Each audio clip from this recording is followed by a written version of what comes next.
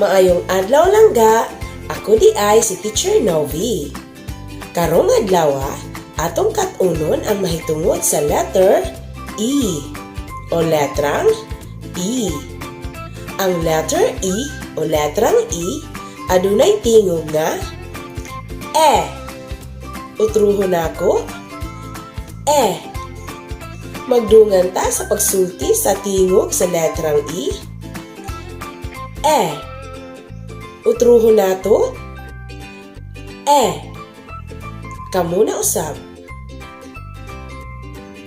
Maayo kaayo.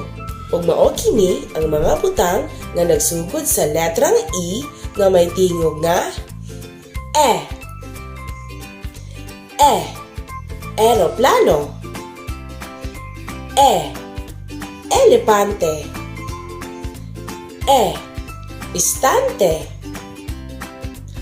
E. Espada.